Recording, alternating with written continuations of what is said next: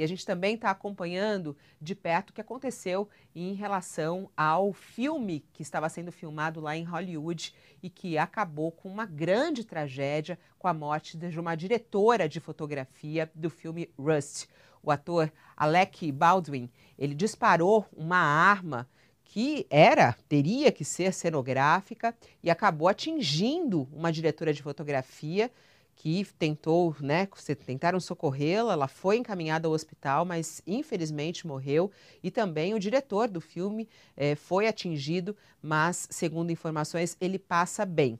A gente, inclusive, está, neste momento, em contato aqui com um especialista na área de segurança. Ele é coronel, ele foi tenente-coronel da Polícia Militar de São Paulo, é o coronel Mascarenhas, Mascarenhas, que está conosco aqui ao vivo. Eu acho que ele já pode conversar conosco. Olá, Coronel Mascarenhas. Boa tarde, seja bem-vindo aqui no UOL.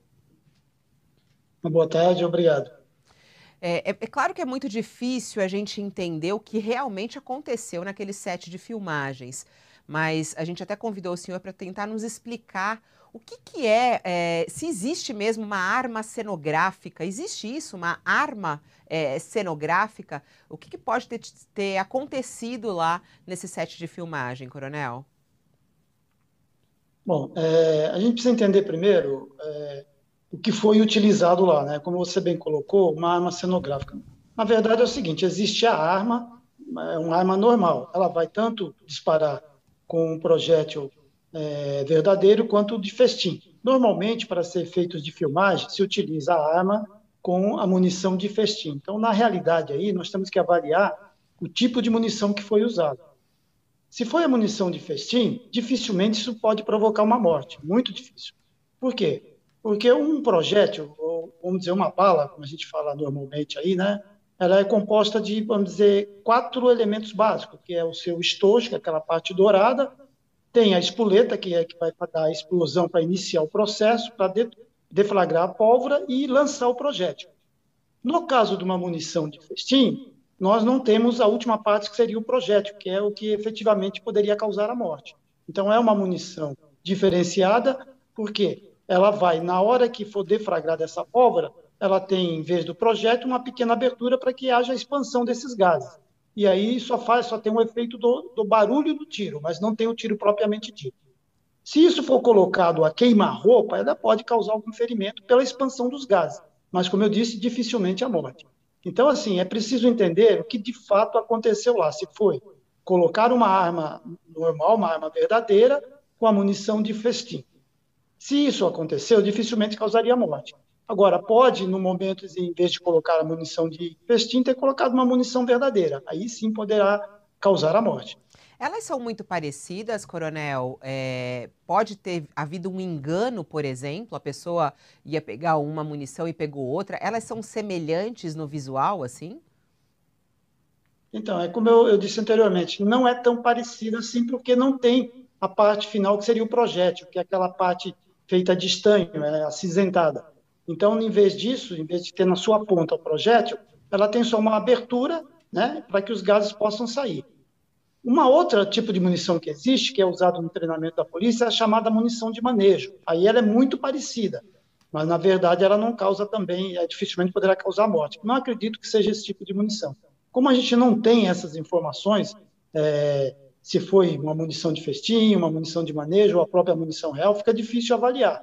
Então, o que a gente pode mostrar é justamente o que você comentou agora, é a diferença entre as duas. Para quem está manuseando, dá para perceber que é diferente. Então, a munição de festim, ela não tem a última parte, que seria o projétil. E a munição real tem aquela parte de estanho, aquela parte cinza, que seria o projétil.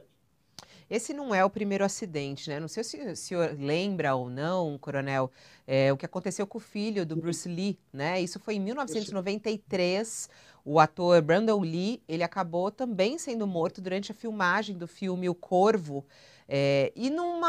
Foi muito semelhante, não foi isso, Coronel? Exatamente, exatamente. É muito parecido.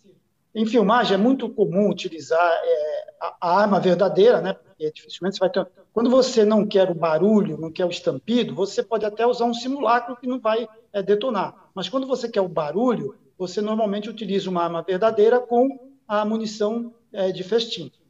Agora, se tiver a munição verdadeira próxima, ali, junto com a de festim, na hora de municiar essa arma, errar a escolha da munição, a gente pode ter o resultado letal.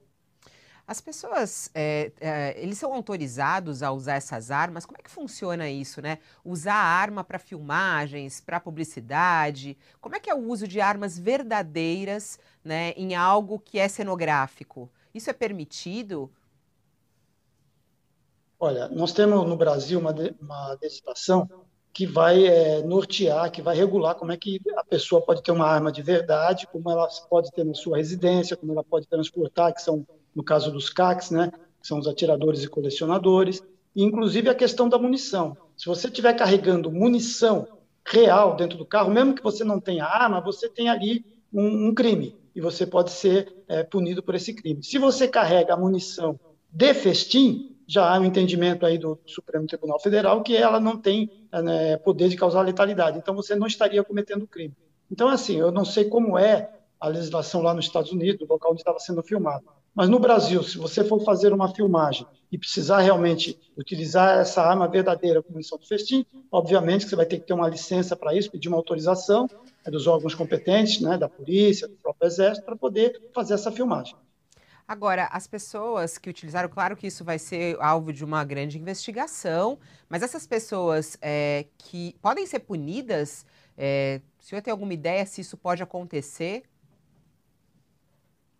Sim, dependendo do que for apurado, se houve ali uma falha de quem deveria municiar essa arma com a munição de festim e acabar colocando uma munição verdadeira, obviamente que há uma responsabilidade penal em cima disso. Ela poderá responder, não por um homicídio doloso, que é aquele com vontade de fazer, mas por um homicídio culposo, ou de qualquer forma, alguma coisa que tenha relação com a casualidade, com o resultado final dessa ação que resultou numa morte. O senhor sabe se já aconteceu algum caso semelhante no Brasil? Tem informação de algum acidente que tenha acontecido com uma arma em alguma filmagem aqui, alguma situação assim?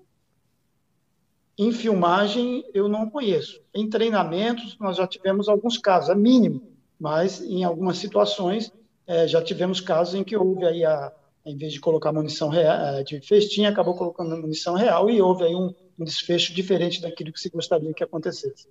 O senhor falou que esse do festim, se for feito a queima-roupa, ele pode machucar, né? Mas dificilmente matar. Que tipo de ferimento essa bala de festim ela pode causar? Olha, se for colocada a queima-roupa, quando há expansão desses gases pela deflagração da pólvora, pode causar uma lesão muito grave de queimadura, né, ficar aquela mancha arroxeada, e se for próxima dos olhos, pode inclusive causar cegueira. Então, dependendo do local onde se colocar, onde se efetuar o disparo na região do corpo, se estiver colado ao corpo, dependendo da região, pode causar um ferimento até grave, mas dificilmente a morte. Tá certo. Coronel Mascarenhas, muito agradecida por estar aqui explicando. É claro que a gente está aqui trabalhando com suposição, mas acho importante a gente falar sobre a diferença desses tipos, né, de munições e a gravidade desse assunto está chamando a atenção de muita gente nessa manhã aqui no Brasil e no mundo como um todo. Muito obrigada e até uma próxima. Então, a próxima, obrigado.